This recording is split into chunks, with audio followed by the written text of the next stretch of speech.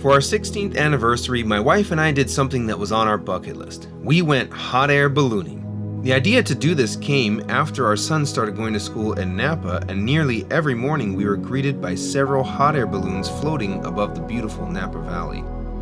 We decided to treat ourselves for our anniversary and go for it, and though it was expensive, it was worth every penny. Going hot air ballooning is an early morning adventure, and we had to be at our site by 6 in the morning. When we arrived, they were filling up the balloon using fans and hot air. When it was time to go, the pilot and the 6 passengers got into the basket and we took off. We saw the beautiful sunrise coming over the mountains. We were surrounded by gorgeous vineyards, ponds, creeks, and beautiful homes. There were some unusual homes as well, like the guy who owned about a dozen wolves that he let roam in his front and backyard. Let's just say I was happy that we didn't have to do a crash landing at his house. Our adventure ended too quickly, and the 60 minutes we were in the air felt like 6. My wife was ecstatic about our escapade and immediately said that she wanted to go again. So like a good husband, I took her again, and this time with the kids. Well, not to go in the hot air balloons, but, to watch them take off. Hey, come on, I'm living on a pastor's salary. What do you expect here? But even though we weren't in the balloons, it was still almost as spectacular to see these balloons gracefully glide over us from the midst of a gorgeous vineyard. Watching these majestic balloons fly all around us was just so breathtaking and awe-inspiring. While on our trip, I learned some amazing things about hot air balloons. The reason you have to start so early in the morning is because generally the weather and the wind is calmer. But the main reason is because of the temperature. For hot air balloons to work the best, it needs to be cold outside so that the hot air inside can do its work and make the balloon rise. When you're in the hot air balloon, it's incredible to look up and see the balloon completely filled with essentially nothing. Looking up, it looks just like an empty balloon. There's almost no difference between the air inside the balloon than the air outside the balloon. The only difference is its temperature. And let me just say that when the fire is on, it's super hot inside the balloon. It felt like our heads were burning. Though the air outside was cold, we were warm and toasty in our basket and even took off our jackets. The heat from the butane torch causes the air molecules inside the hot air balloon to move faster, making the hot air inside the balloon lighter than the cold air outside the balloon. This is what causes the hot air balloon to rise. It's the heat. And if you ever lived in a 2-story house, you probably know that heat rises. As Christians, we have a lot of spiritual lessons to learn from hot air balloons. On the ground, we look up to them in awe and wonder.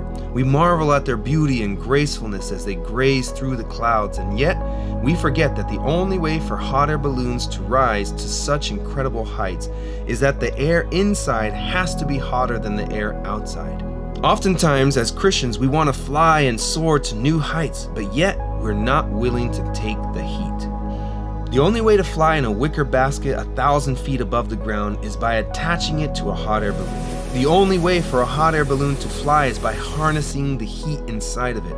And the only way for Christians to fly in our dark, cold world is when we embrace and harness the heat that comes our way. It's only when we're able to harness the trials set before us that we are able to fly. James 1:2-4 says, "My brethren, count it all joy when you fall into various trials, knowing that the testing of your faith produces patience. But let patience have its perfect work, that you may be perfect and complete, lacking nothing." Christians, it's time we stop running away from the heat of the trials that are set before us, and it is time we start embracing them and harnessing them, because when we do, we will rise up and fly to new heights. Two of the most famous places in the world to fly hot air balloons are Albuquerque, New Mexico, and Cappadocia, Turkey.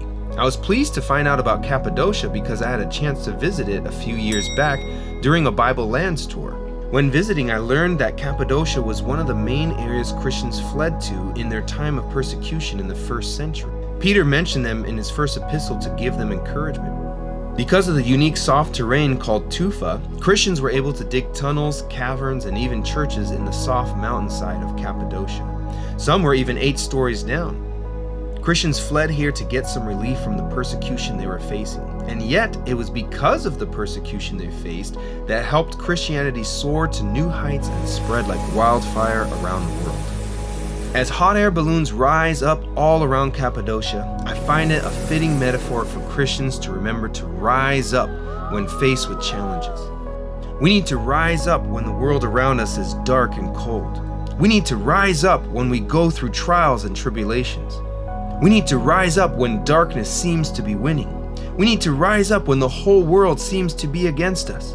We need to take the heat, harness it, and soar to great heights. It's time for Christians to rise up. Are you ready to embrace the heat?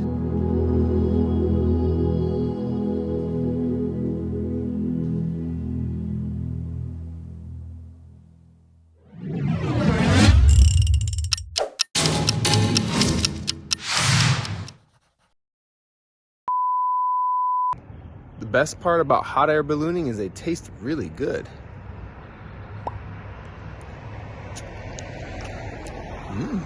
Yum.